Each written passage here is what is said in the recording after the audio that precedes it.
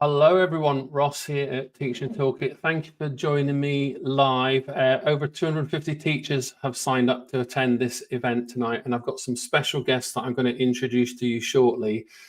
Just to make sure that you're in the right place and you know how the technology works. If you're watching live on any of the social platforms, particularly on YouTube, as long as you're logged in, you can leave a comment for our guests. So I guess before we kind of kick off procedures for this evening, let me know where you're watching from. So this is an opportunity for me to give your town, village, city a shout out to social media. So I'll give you a couple of seconds to get connected while everyone's logging in.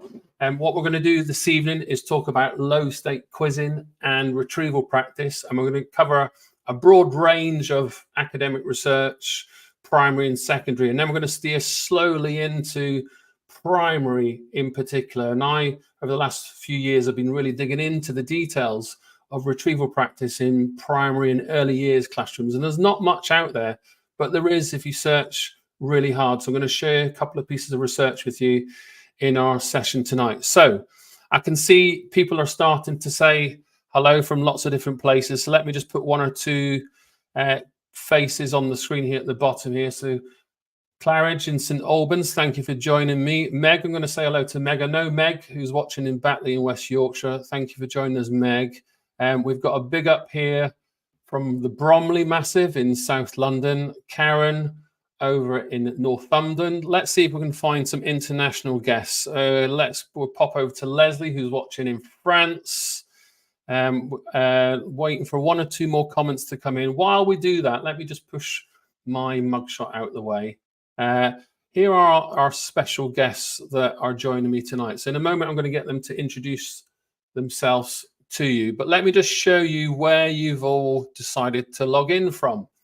So I've got a small audience, as you know. So we've got here, I think at the last count, a good 18 different countries on the map here. So people watching recorded. I know one or two guests have got in touch with me throughout the day to say they can't join us live because of the time zone. That's fair enough. If we just zoom in on where we're broadcasting from, a closer map here across the UK. So you can see, obviously, Birmingham's a very popular hotspot for retrieval practice. I'm just going to give a shout out to Rebecca, watching us from Arkansas. Thank you, Rebecca, for joining us. So any more shout outs, let me know, and I'll ask my admin team behind the scenes to give one or two kind of nudges on the screen here so you can see where we're all watching from. So thank you for joining me. This broadcast will be live, and the slides you can see, and there'll be QR codes to scan as we go through. So make sure you got your mobile phone to hand. And any questions for our guests, pop them into the chat box. They'll remain private, and then we will display the relevant questions to our guests as we go through. So it's going to be, I guess, a bit of a virtual busy party in some respects. I've got to squeeze 5 wonderful colleagues on the screen here with me in a moment. So let me just bring this slide over here, and then I'm going to move this out the way. And I'm going to let everyone work themselves out. We'll do surname alphabetical order. And I'll ask you each to introduce yourselves to our guests. Tell me who you are, what you do, and what fascinates you particularly about retrieval practice. So let me move my slides out the way. A reminder to everyone, again, just to say hello and let us know where you're watching from, get connected with the technology. So let's bring in some of our guests. So we've got Caroline, Ben, Sarah, Connell, and Sophie. Good evening, everybody. Hello. So have we worked out alphabetical? Is it you, Ben, first? Yeah, it will be. Always top of the register. Okay. So yeah, I'm Ben. I'm working at a primary school on Wirral. Currently the Year 5 teacher, but I'm also math subject lead and part of the senior leadership team there. I enjoy doing retrieval because I think it really helps the children see how everything links together and how the learning's obviously in a progression and things like that. Okay, fantastic. So just for international guests, people, the Wirral is in the northwest of England, just in case you want to get a geographical footprint. Okay, thank you, Ben. Look forward to firing some questions your way. Who's next in the register? I think it might be me. Is it me? Nobody else is claiming second spot. I'll go for it. So, hi everybody. My name is Connell. My background is a 25-year career in primary education. I was a head teacher for 11 years.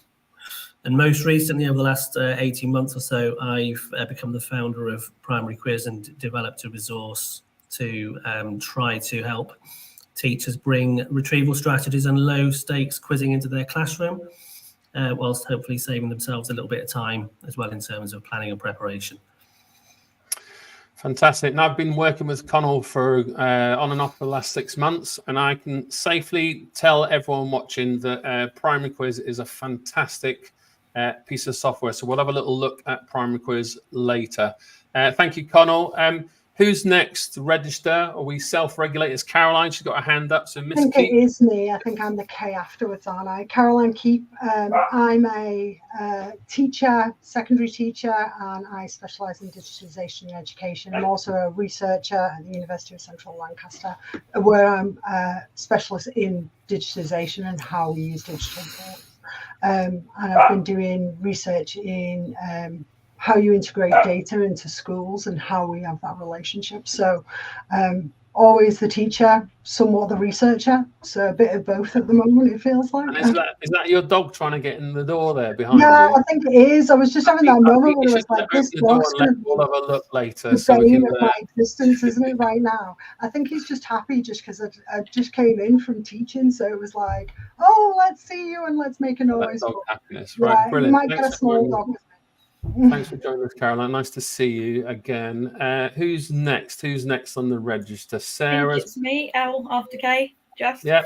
So hi everyone, I'm Sarah Larson. I'm a geography teacher and at the moment a bit of RE as well, helping out where I can. I've been teaching secondary for I think it's 26 years now, most of which has been down in Surrey at Reigate School, but I've done a couple of years in East London and down in Kent as well.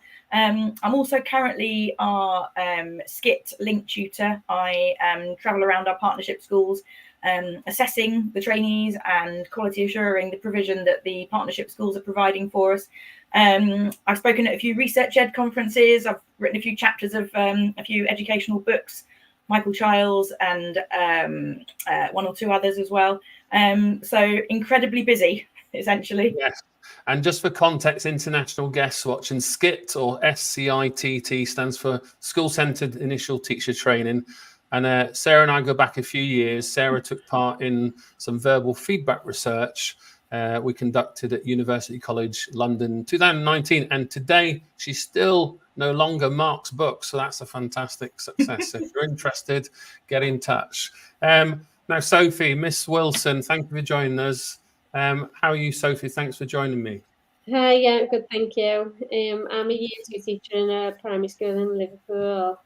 We've just signed up to Primary Quiz and staff and children absolutely love it. So excited. Fantastic. And you've been teaching 10 plus years or so, haven't you? In the Northwest? 10 years of primary school.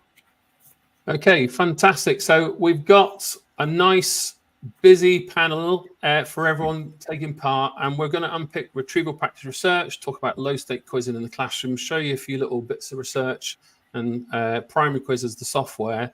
I guess before we start, I'm just going to bump you all out the virtual room if you don't mind, and I'm going to move over to a short kind of introductory example of how we might conduct a kind of low stake quiz as we would have it. So let me just push everyone out the room. You'll be back shortly. Back here on the slide deck here, we've got just some examples of what a quick quiz. Now, I've not formatted the slides here, which is a beginner's error, but you can kind of see here, these questions would be universal, I guess, depending on irrelevant of which country that you're in. And when we pose a question, so whether it's what's the second planet in the solar system, we're activating prior knowledge to help strengthen those connections. So when we talk about retrieval practice, we need to be very clear about definitions and that low stake quizzing where we reduce the stress to increase the recall. Retrieval practice always comes without a grade. And there's a few misconceptions in parts of the profession. So we're here to kind of clarify some of your questions also. So I'm going to just come back to some benefits of low stake quizzing in a moment. But here's the first question I want to pose to our panelists, and I'm going to bring them back in a moment. Here's the question. What are some of the most significant obstacles you face as a teacher when implementing retrieval practice and low stakes quizzing? So how have you overcome those challenges? So that's the question I'm going to pose to our guests.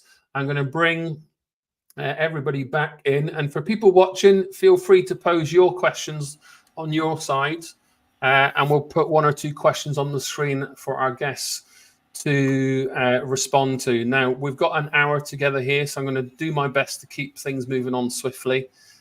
So I'll start with Sophie this time. Let's do reverse register order. Over to you, Sophie. There's your question there. What's the challenges that you faced in your classroom? So one of the biggest challenges for trying to fit in quizzes is always time in our timetable. Like the curriculum's jam-packed, so trying to get everything in has always been like one of the biggest barriers, and trying to incorporate quizzes in. That has been one of the best things about primary quiz, is because it's all there. We can just get it up at the end of the lesson. It's so quick. Like time is not an issue now. We can put it in any lesson, and because the questions generate new questions every time you go on it, it just means that it's always something new. It's the children have the time to answer the questions, and with the answers being up on the quiz as well, it means they can self-assess, they can peer assess. It just creates a lot more time in the classroom to do those retrieval questions that we might not have had time to do before. So, Sophie, just a quick question from me then. What were you doing before you were using primary quiz? So if we were doing retrieval before primary quiz, we were always having to make something as a starter or as a plenary. And then again, sometimes at the end of the lesson, children are always finishing at different times. This quiz, it's just so straightforward. They just know what they're doing. It's just as those children finish, they can just access it from the whiteboard. They can do it independently. They can do it here. They can do it collaboratively. And then it just... I don't want to put words into your mouth, but in terms of your planning and workload? Absolutely. Like, it just makes it so much easier, because obviously as well, retrieval, it's not the main objective of your lesson, although it's obviously there's to scaffold the learning, but because you've spent your time creating the main resource, you don't always have that time to create a quiz, create answers and implement it in the lesson. Sometimes you do that and it doesn't get used. I guess the brilliance of primary quiz is that easy, quick regeneration is fabulous for teacher workload. Sarah, I'm going to come over to you now as a secondary specialist. Are there any differences students obviously know a lot more stuff, the subject knowledge is much greater. Does that change the workload pressures? I think the workload pressure, I agree that finding time in the lesson to actually make sure that you include retrieval practice can be tricky, but also the pressures of planning it in the first place. Certainly at secondary, what we try to do is we try to have a range of questions where we've got an easy, quick win as our first question for our do it now task. And then the remainder, or the bulk of the remainder of the questions, underpin the learning that's to come in that lesson. So the idea being that you kind of look at prior learning and you're looking at building schemas across that lesson, but and then looking further back as well. We try and get a question in from further back to activate prior learning from their long-term memories, but all of that requires planning. So it's not a quick 5-minute job. It's looking back at the curriculum and thinking, okay, what do they need to know so that today's lesson makes sense, but also what do I want them to learn over the long term, bringing that into the do it now task, the retrieval practice as well. So so planning also can be a time constraint, but often if you do it collaboratively as a department, that can be an easy win where you're sharing the workload slightly. Now, I'm going to give you a spanner question. What if you're the only member of staff in your department in a secondary school, which we know does exist? Absolutely. I mean, it's not something I've ever, I've always worked in fairly large departments, RE and humanities. But yeah, for example, music, food technology quite often can just be one person. So I guess that's a prime example, isn't it, where it's even more onerous on those people's workload. So if there are off the peg resources that they can use in order to facilitate that, then that can only be a good thing. Sure. Now I'm going to bring Connell in for some wisdom here. Connell, what are your, the question we've got on the screen here about significant obstacles? What do you hear teachers say when it comes to implementing low-stake quizzes in their classrooms? Well, I think Sophie and Sarah have hit the nail on the head already. I think the key issues really which keep coming back are about pressures of time, and also from the angle of planning, planning in. I think I talk to teachers all the time about, do they realise the significance of building in opportunities for children to revisit previous learning at spaced intervals? Because I think if you can find a way of planning that into your schemes of work, you are going to hugely increase your children's chances of remembering the new learning that you're exposing them to. But of course, as Sarah and Sophie both pointed out, that has real time restraints, and also you've got to, finding lesson time during the school day is challenging enough, but then to also find a way of planning that at appropriate points of your schemes that you're teaching, I think is a real challenge for teachers. And in terms of your technology, am I right? I mean, I know the answer, so it's a bit of a leading question, but I guess its possibilities of regenerating quizzes is endless. Yeah, infinite. I mean, primary quiz, the resource is designed so that teachers can just keep coming back for more. You're essentially, you're never going to have the same activity twice, so you can use and it's not just quizzes, it's investigations, it's puzzles, it's it will help to extend pupils' vocabulary, because you've got vocabulary walls. There's a whole diverse kind of range of different activities on the site, and it is designed to solve two problems which we've already kind of alluded to tonight. One is saving time, and one is helping teachers with their workload. But of course, in terms of children and how they benefit, and all the feedback that we're getting from schools that are using this resource, children are the activities are really engaging for the pupils, and they develop a familiarity with different types of activities and the resource itself. And of course, in terms of pupil outcomes, we're getting some really good feedback from schools about it making a real difference. Whether that's developing fluency skills or consolidating knowledge. And how many schools are using it at the moment? Well, we've only been going quite a short time, but I'm pleased to say we're already up to 70 schools, and it's a figure that keeps going up and up all the time. So we'll come back and have a look at primary quiz in a moment. Thank you, Connell, for your time. Now I'm going to bring in Caroline here for your research perspective, Caroline. Well, I'm gonna do that thing as a teacher where I'm going to challenge this, and as a researcher, I'm going to give everybody a bit of food for thought here. I absolutely love quizzing as a teacher. I think the challenges of time are absolutely valid. I get that, and obviously the tensions in the curriculum and how much time you've got to do this.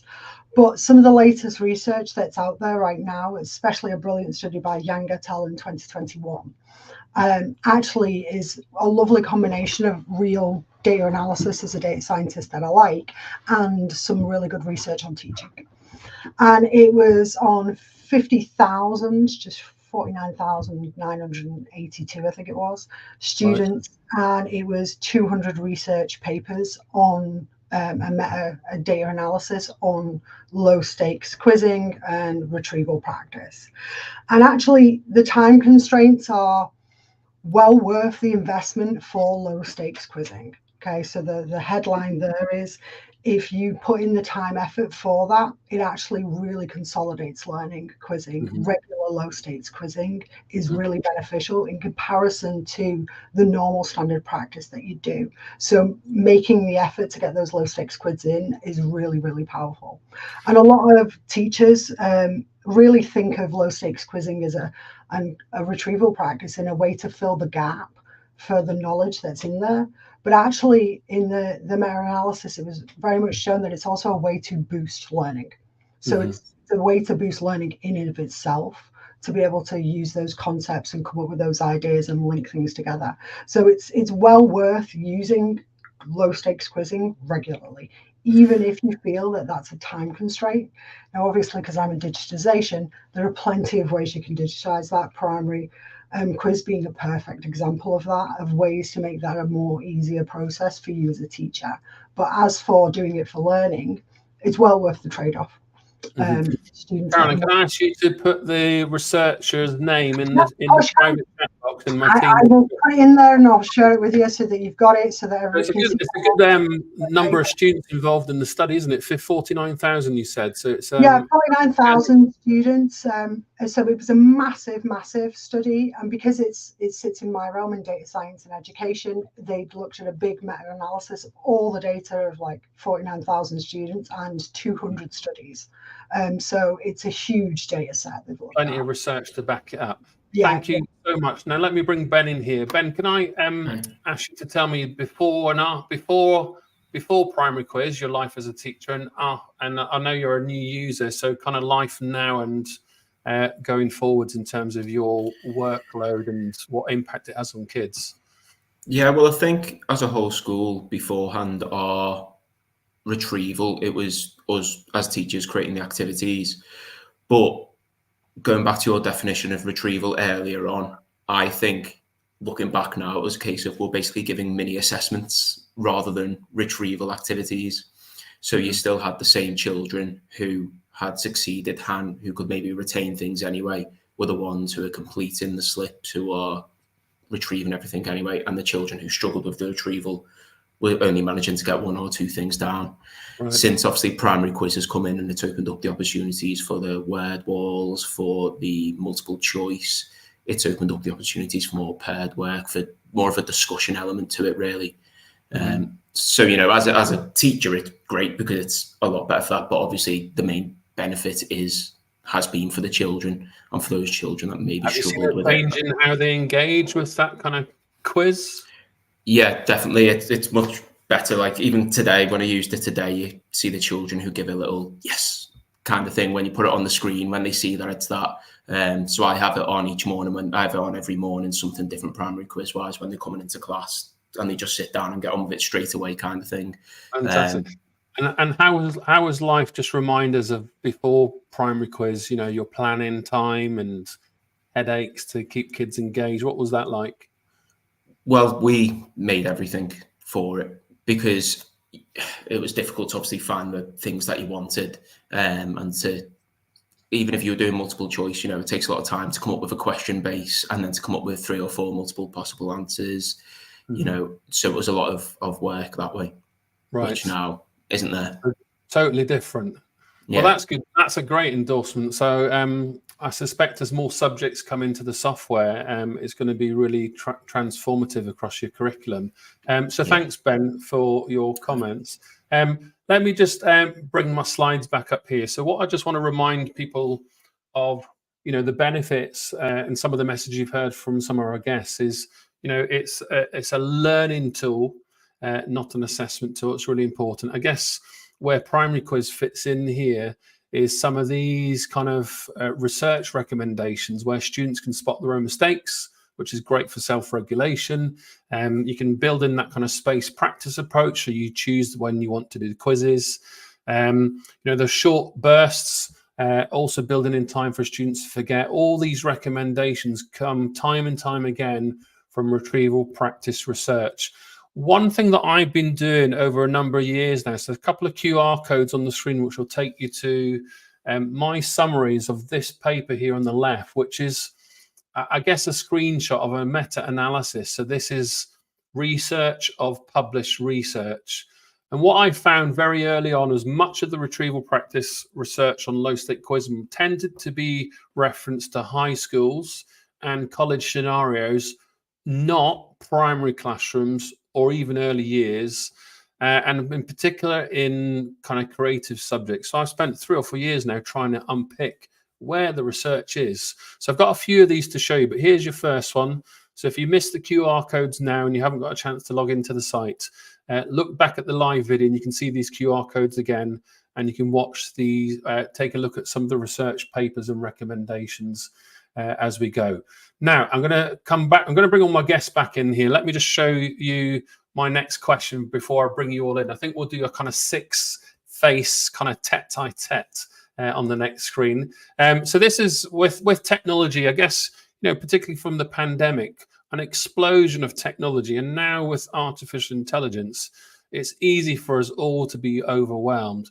So the question is, how do you strike that balance between teaching your students and then also using great platforms to ensure your kids can learn? So there's the question, a big one there. Let me bring everybody back in one at a time. Let's get you all in.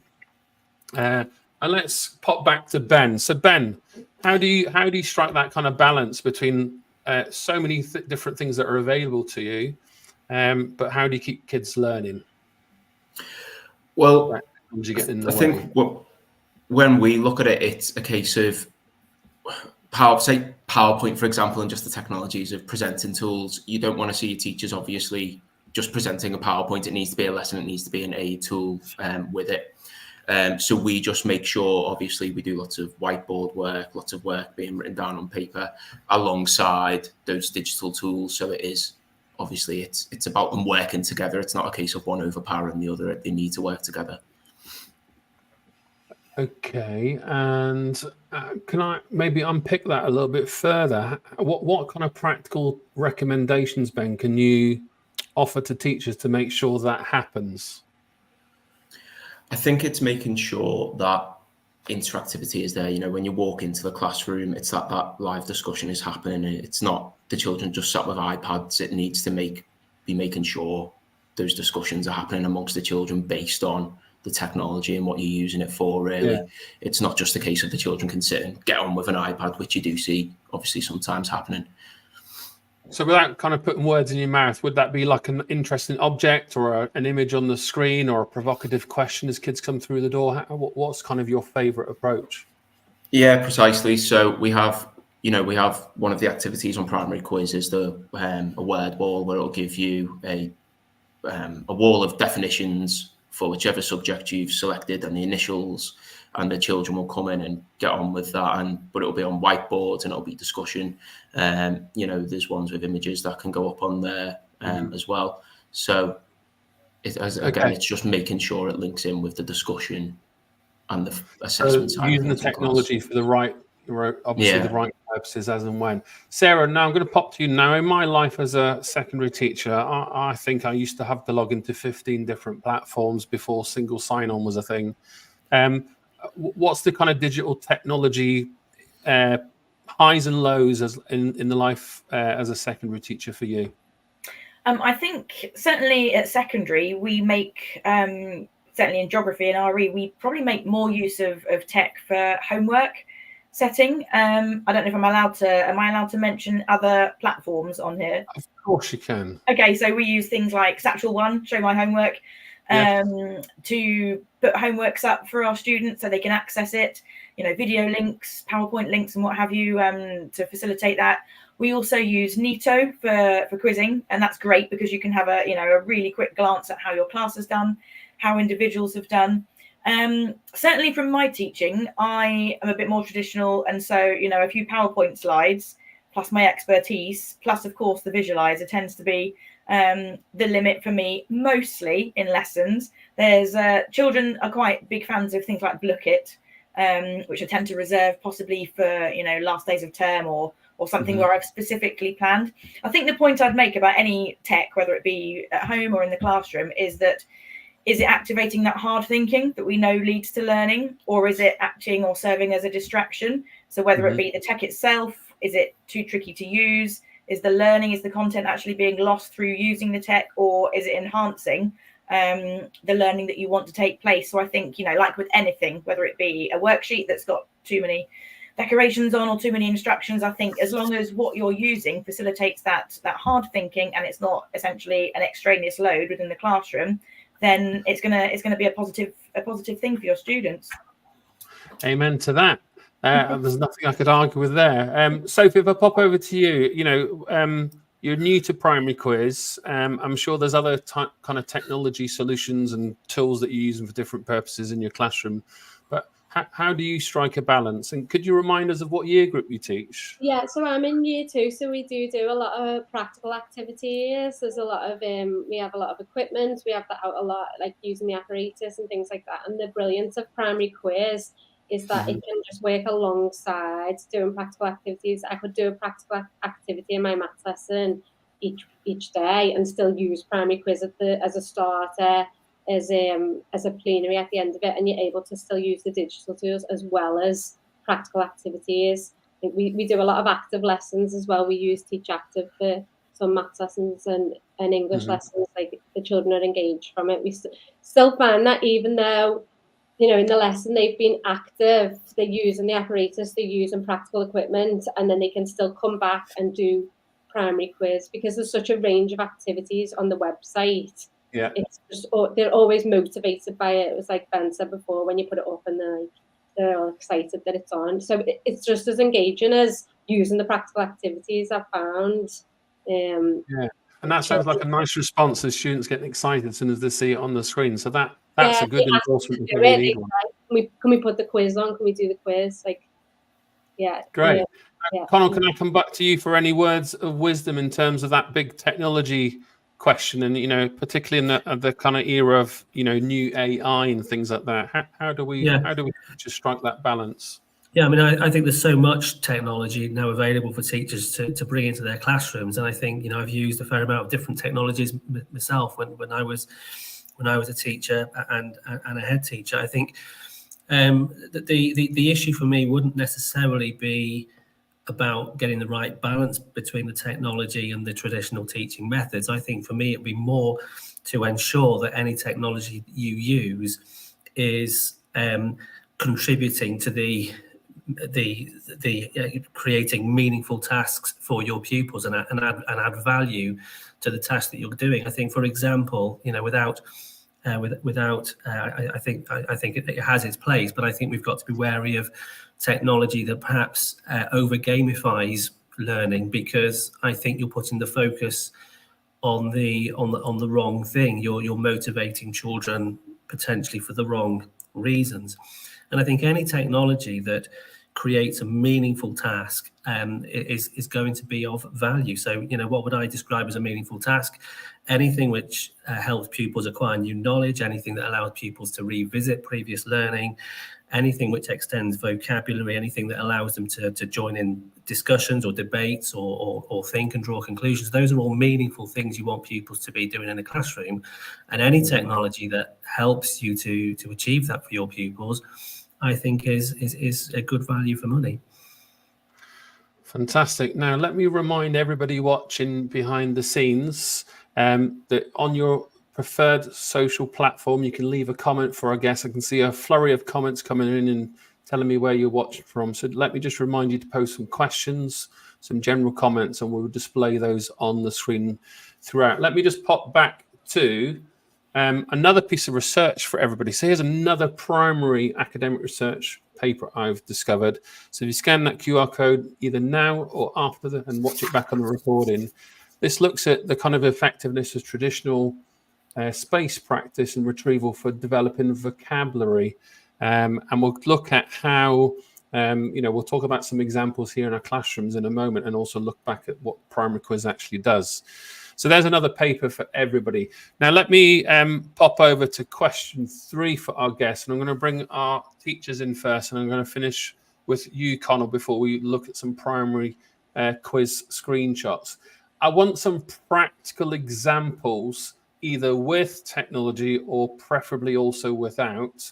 And how do you encourage that collaboration? So maybe students working in teams or groups to kind of boost that engagement and motivation. So Sophie, can I come to you first for some words of wisdom? It's a kind of 2 or 3 pronged question there. How do you bring that quiz into life? At the moment, I just feel like the use of primary quiz is the main tool in the classroom. I think it's becoming essential for retrieval practice. There's just so many aspects of the website that we can. That's what encourages the children to work collaboratively as well. Like we do shut the box, and it's like a group task. There's class one, like as a class game, we can do it. There's independent tasks that are encouraging retrieval. It's the same as the peer learning, they can go head to head. There's just so many opportunities for retrieval practice in primary quiz. And can you give us a sense of how are you using it every lesson, at the start of the lesson, end of lessons? Give us because we have quite a staggered coming in time at the moment since COVID. They can come in over about 10-15 minutes. We always have it up on first thing in the morning. They'll come in, and it means that we can identify some gaps in learning. They're accessing learning from other lessons. We can see if there is any gaps that we maybe need to cover in a lesson again. And then again, we can use it at the end of a math lesson with using it in English. If there's ever any gaps in the day, it's just so quick and so easy to have, like Connell said, a meaningful task for them to do. There's just no waste opportunities. No more dead time in class where you might have packed away accidentally and had to let the kids out early. You've got something you can fall back on. Some that finish a little bit quicker than you'd realise as well, and you can just primary quiz off. It's great. Brilliant. Caroline, let me pop to you for some practical things and ideas that you use in your classroom. And just a reminder to everyone watching, bring your ideas in the chat box. I do. I teach physics in secondary. I teach DT at the moment. I'm doing some DT work with British Aerospace, and I also go and do ed tech and specialist tech in primaries as well. So for primaries, I think, when you're kind of doing low stakes quizzing, you had a question earlier that I was desperate to get in on tech and how we use tech and what we decide to use with tech. And there's some great things you can do that are practical. You can get your microbits out and if you're computing physical kind of resources, they're great. But I think some of the things that we've got from primary quizzing do actually represent some of what I'd say being in the research of this area is probably the better version of the kind of tech we should be using. It's based on solid kind of research for retrieval, which we know works, and we've got really good backing for that. A lot of technology does come in that doesn't necessarily work. So when you're trying to pick things, try and pick the things that are much more actually in the traditional camp of teaching and good practice. So if I'm doing kind of quizzes and I'm trying to do them in a kind of collaborative way in classes, I tend to use spaced learning. I tend to use, traditional sort of retrieval practices that are there. I tend to use tech to adapt them to make sure that they're really inclusive so students can access them. If I'm doing them with very young kids, then I tend to make sure that we do quizzes. If we can do them online, great. If we can access them really quickly, even better. And I've seen in one of the comments somebody else has just put up as well, the idea that students can feel safe in their environment to do quizzing. What if you're testing them all the time? They get a bit anxious about it.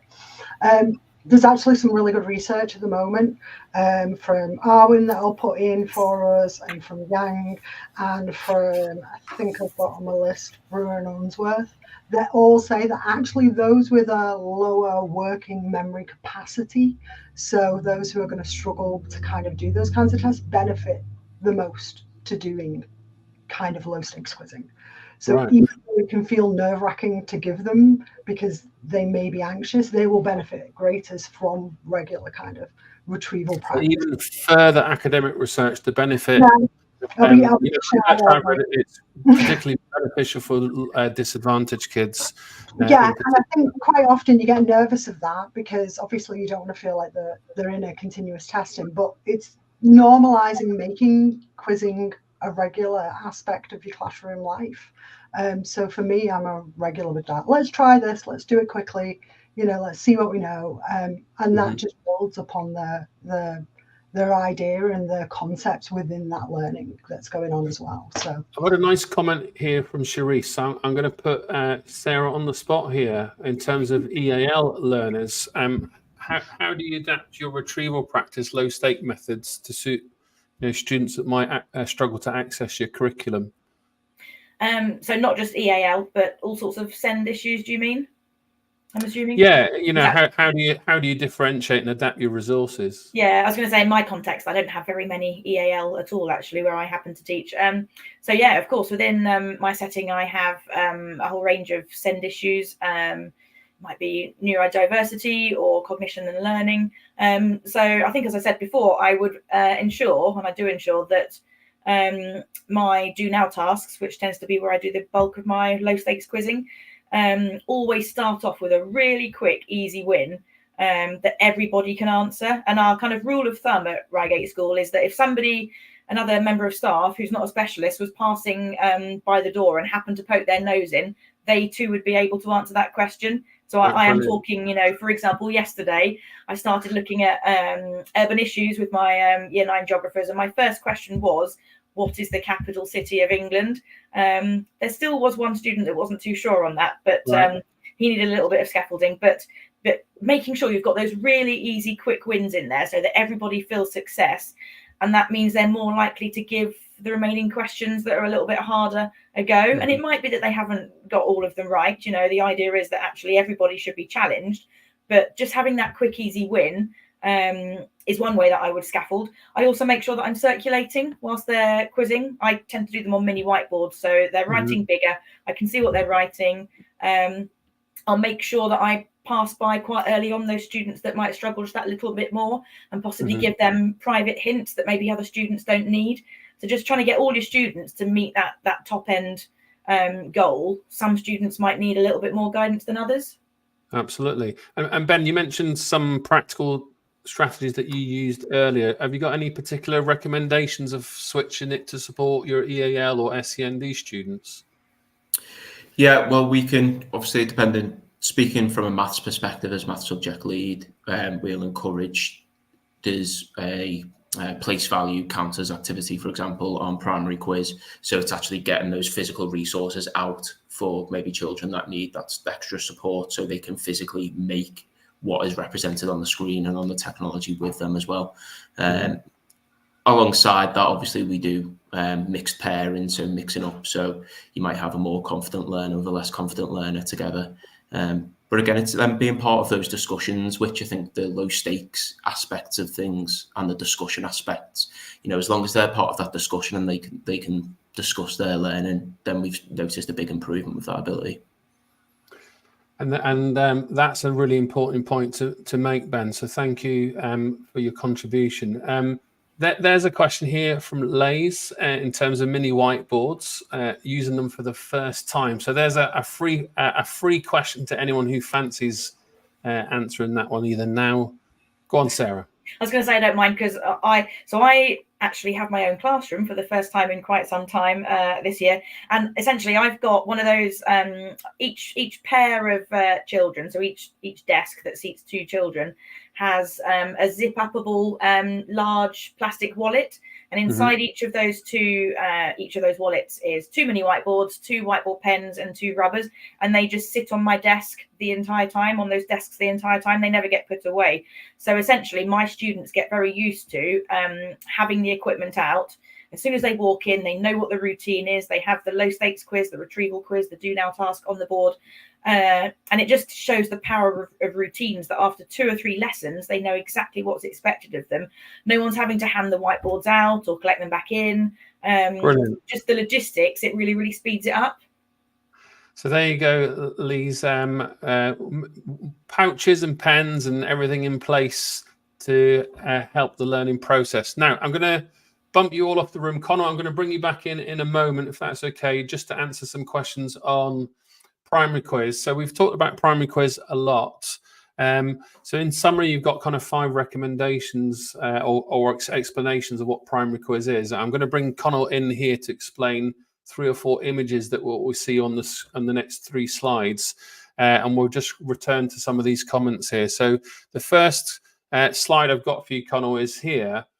could you explain to everybody watching what we can see on the screen and just remind us of those core messages about what Primary Quiz is? I've got 3 slides for you in 5 minutes, if that's possible. And you're on mute here, Connell, so you just need to unmute yourself. Let's see if I can do it for you. There we go. Oh, hang on. There we go. Teachers solve a range of different types of problems in terms of retrieval in the classroom, and some of the resources, for example, the ones you've got on the screen, and there's also a set of Key Stage 2 resources as well. I'm not sure whether you're going to show those, Ross, or not, but these are just designed to help pupils in year 2 and also at the top end of year 5 and 6 come to terms with what they should be able to do in regards to arithmetic, both at the end of Key Stage 1 and at the end of Key Stage 2. The end of Key Stage 2 tasks are particularly useful because they tackle every single. If you just go, sorry, Ross, just go back to the previous one. I'll talk about those in a second. So yeah, these are the Key Stage 1 examples, but there are also the equivalent for Key Stage 2 as well on the actual resource. And if just to talk, for example, in terms of even if we were to talk about SATs preparation, for example, it'd be really useful for that because they've got every single type of addition, subtraction, multiplication, division question on them to really help prepare pupils thoroughly for their SATs paper. So we've gone through all the papers and made sure every single question type is reflected somewhere in those quizzes. Regular practice will soon have children up to speed and dealing with the challenges that the paper can throw at them. But SAT aside, it's just good practice at different types of arithmetic question in different formats. This slide here. Yeah. So what we've got here, we've just taken an example of one of the sections of the maths resources, and we've got some sort of number and place value activities. Ben actually alluded to the first task earlier on this evening. Top left is just a counters exercise where children have got to work out what number is represented within the value of the counters. To the right of that, we've got a sequencing activities. You can change the settings, you can choose different sequences, you can even change the number of gaps that children have to fill. It's entirely customizable, and it's just a little bit of practice. It's there as a national curriculum objective, doesn't it? So just getting used to children completing number sequences. Bottom left-hand corner is an opportunity to ask children to order numbers from lowest to highest. So again, you can choose 2-digit, 3-digit, 4-digit. I forget what it goes up to actually, but then you've got an instant activity there where the children have got to look at the numbers on the screen and work out what order they go in, starting with the lowest. Bottom right is just an example of a partitioning activity. So we can choose whether we want to partition 2-digit, 3-digit, 4-digit numbers. It even goes up to kind of 6- and 7-digit numbers now. And we partition the numbers in different ways. We throw out sort of different gaps for the children to fill, and it's just we even shuffle up the numbers so they're not in in the right order from largest to smallest, and it really just consolidates pupils' understanding of history ones for you here. So yeah, so we've got some really nice history resources on the site. Examples. So top left, we have it's just a quick 6 quiz designed to be used entirely where it suits the teacher. So it could be a lesson starter or a plenary. But you have 6 questions on a particular topic. All the answers are at the top of the screen, and the children can be set a task of making sure they're linking up the correct answers to the questions. All of these activities, by the way, will shuffle for you, regenerate, so you can keep coming back and using them even within the same topic area. To the right of this, we've got a little sort of timeline activity. So it'd be quite, if you wanted to set children a research task or what have you, or use a little bit of logical deduction. So you can generate 6 events again from a given topic. And the children have got to try to work together to put the events in the right order. So you get various clues and what have you, but it's just there to consolidate, enabling children to sort of organise things on timelines. And we've got little activities. We've got little pictures of the timelines as well associated with these activities. Those will enlarge on the screen for you, so you can have a discussion about what happened when. In the bottom left here, it's a nice little team game. Actually, I think the primary quiz activities do offer a bit of variety, and with this one, you can put your class, if you like, into two teams. And choose a topic and bring up a whiteboard with a grid with just letters on it, and then the teams take it in turns. Mm-hmm. So you just choose a letter from the grid. The letter generates a question, and the team have got to answer the question. And if they do, they can turn that particular square into their colour, and it's just a little competition to see who can colour in the most squares on the screen. Right. And then finally, in the bottom right, we've got a storyboarding activity. So we can take an event and we can shuffle up so we take, I think, what's the example that we've got here? It's the Great Fire of London. So we take the story of the Great Fire of London. We tell that story. We chop it up into segments. Then we help children with reading out the different segments, and then they can work together on seeing whether they can put the different segments of the story back together in the correct order. So it's just a bit of sort of chronological or ordering events at Key Stage 1. Fantastic. Now I'm going to bring everyone back in to the room here. Now I've used Primary Quiz for about 3 or 4 months, just from a kind of teacher training perspective. What you see, these purple boxes on each of the screens here are where you can reveal the answers and regenerate the answers, and the possibilities are endless. I guess just some benefits here for people watching virtually before I pose maybe a final question to our guests is, for teacher workload, a piece of software such as Primary Quiz, I know, and I'm not in the classroom front line anymore, is going to be transformational, as well as that engagement for your students and that low-stake quizzing that really boosts confidence and motivation. And then that fifth one there, no more queuing at the photocopier, must be fantastic for teachers. Let them have their break time back. So the question I've got for you all is, whether you use Primary Quiz or not, how do you think this is informing? So the data that you might get from other platforms, or the responses you might get from students that might use Primary Quiz, how does it help you adapt your teaching in the moment? So I'm going to come to Caroline first, if that's okay, and I'll move the slide out. And I'm reminding to people watching virtually, please post some questions in the chat box. We've got about another 7 or 8 minutes to go. So Caroline. The data question to the data scientist, yeah. So I'll probably point out with this one that good information with data is key. I think all of you intrinsically know, if you're a teacher, that is the data we're collecting, and does it actually make an impact? Or, as Selwyn would say, who's a great researcher to read on it, are we just messing around with Excel spreadsheets? So I think the key thing here is, when you're using things like Primary Quiz, is that this is key information that's low stakes, that's you can just put out there, that will instantly give you the kind of feedback that you need to integrate into teaching. So I'm all about having the data to inform teaching, but being able to make the key decisions about whether that data is truly relevant. Is it really informing your teaching practice? Because I think a lot of teachers you see regularly have been collecting lots and lots of data. Mm-hmm. And actually a lot of it doesn't really inform the teaching practice in the classroom, even though a lot of people think it does. Actually, you've got to be really careful with your data, exactly what you collect. So these kind of like small stakes informal quizzing and retrieval practice, those kind of platforms, great, because they're informing you in that moment. Exactly. Data should be telling us what we don't know, not regurgitating what we already do. And I think there's something to be said. Sorry, before you escape.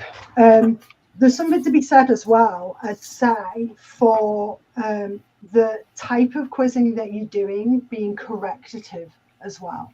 So if you have low stakes quizzing in combination with correctative feedback, verbal feedback, you double the output you get from learning. And there's some lovely research on that I'll pop in the comments. Pop with another link in the chat box to share. That would be great.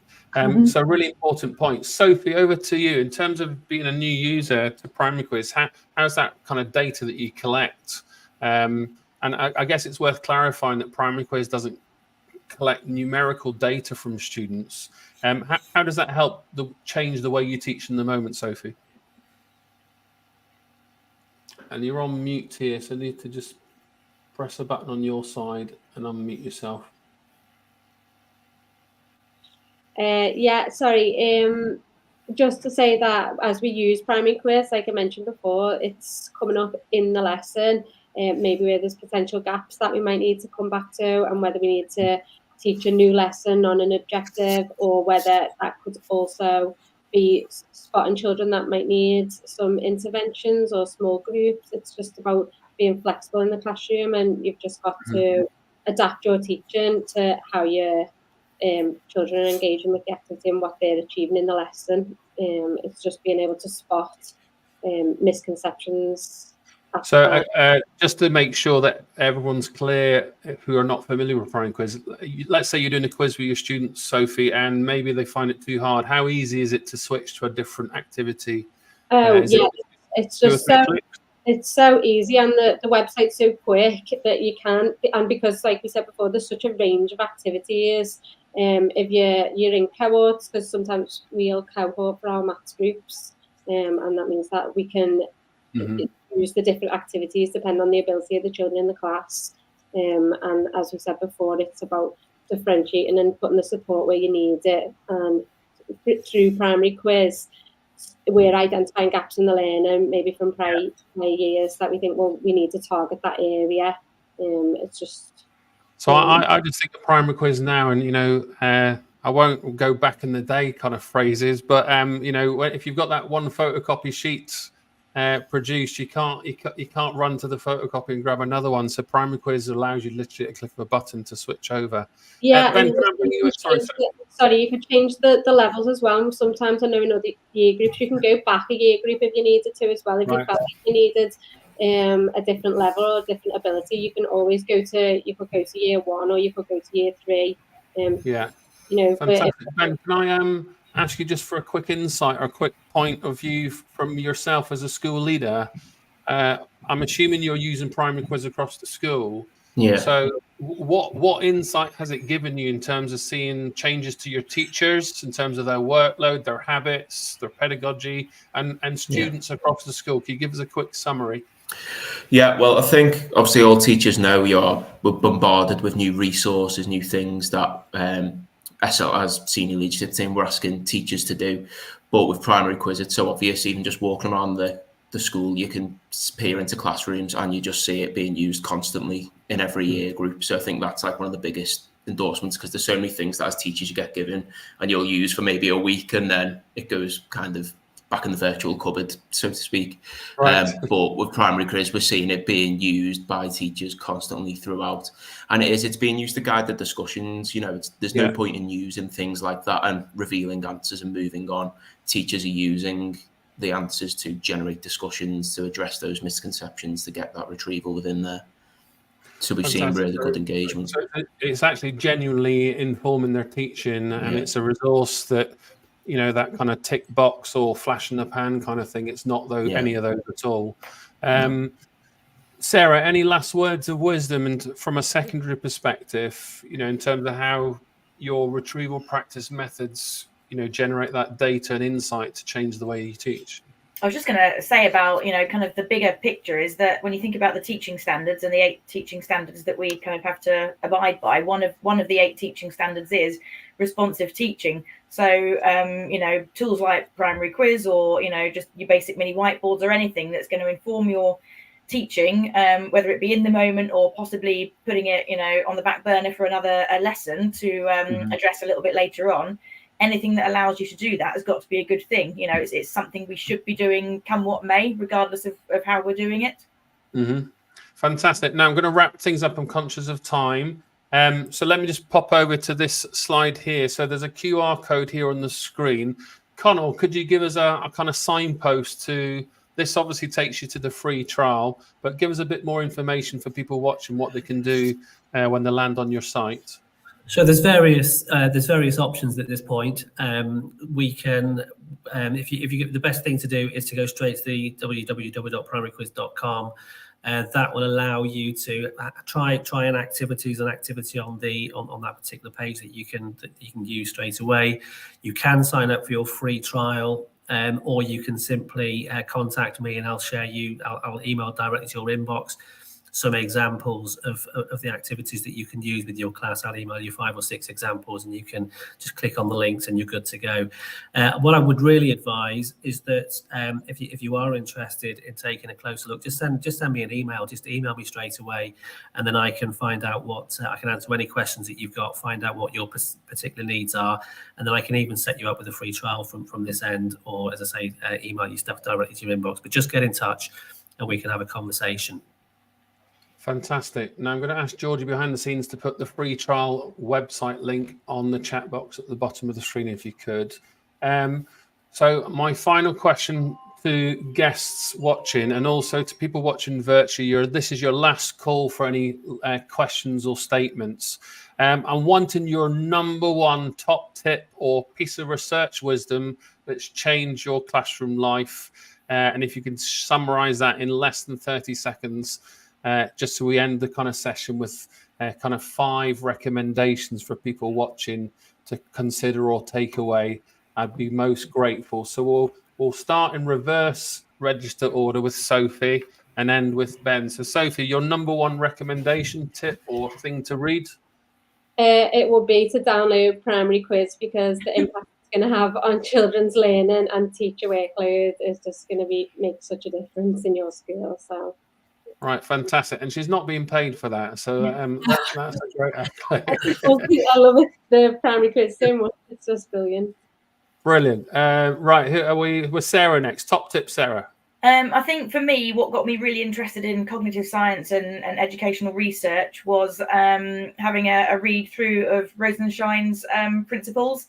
I actually have it here, weirdly. So the Tom Sherrington version is look how thin it is. It's a really quick read, and it's common sense, but it's based in research, and it's a great place to start if you want to get involved in educational research. Fantastic tip, and I can strongly recommend that book. Caroline, over to you. Oh, that's so hard. How'd you follow on Rosenshine? Let's face it. I mean, so it's like, Rosenshine, explicit teaching, dual coding, all of the kind of retrieval practices that I know and love. But one that we just put in the chat for you that's really recent is Yang's 2021. That is on low stakes quizzing, and that is the meta-analysis of it. That basically has probably made me rethink this thing regarding how frequently we should be doing it and how regularly we should be doing it. Fantastic. Right, we'll get more that link. Regular is better, actually, even if it is time, heavy to do. Quiz, Things such like as this. what's the second planet in the solar system? Something simple like that. Brilliant. Thank you, Caroline. Ben, any words of wisdom? I think as a whole school, the biggest change for our retrieval in the past year, obviously Primary Quiz has been a big part of it, but it's been also that discussion. It's a case of, it's not mini tests, that's not retrieval, it's a case of using it for discussion and just letting the children talk about the past learning. That's been the biggest kind of change for our teachers, really. It's not testing them on it, it's been a case of allow it as a platform for discussing the previous learning. Fantastic. And Connell, could you remind people watching of the website so people can sign up? I've got a short code here on the screen, but give us the official website name. Yeah, www.primaryquiz.com, all lowercase. Am I allowed to share a word of wisdom? Of course you can. So I think it would be just don't underestimate the value of using low stakes quizzing in your classroom, but in a way to support learning rather than measure it. I think as soon as we start quizzing, we start thinking in terms of assessments, and we've not been discussing assessment tonight. We've been discussing the value of quizzing in a fun, supportive, inclusive environment. And my second tip would be, don't underestimate the value also of filling children's head with knowledge, because it's with knowledge that we do everything else that we do, whether it's learning a new skill or building new knowledge. And if you want a good read, there's an American author called Hirsch, Hirs, Hirsch, and he talks about the importance of building knowledge-rich curriculums, and that's what I think we should all be doing. Fantastic. Now, that is a good way to conclude. So let me just bring back on the slide here. Thank you to everybody. So there'll be 1 or 2 people asleep that will be watching this when they wake up tomorrow, but people at least in the UK and to the West, 1 or 2 people in America, and anyone else watching this after that finds it on the internet. Thanks for joining us. Please, thanks for watching. Please get in touch with Primary Quiz. It is a brilliant piece of software, highly recommended from me and top value. And you've heard from our teachers and special guests tonight, the benefits of retrieval and also some platforms that can help transform learning for your kids. I guess the teachers watching and just watching, looking at the stats on my side, there's a large number of you still watching at 7 o'clock here at night in the evening. So that's a good endorsement for the benefits of such a very important topic. So wherever you are in the UK watching this, please take a look. And if I don't see you online and see you on my travels, then thank you very much for watching. Thanks for all your comments. I can see still coming through in the chat box. And thank you to my special guests. I hope you have a lovely evening. Thank you for all your words of wisdom, and keep up all the wonderful work that you do in our classrooms with our young people. Bye for now, everyone. Thank you.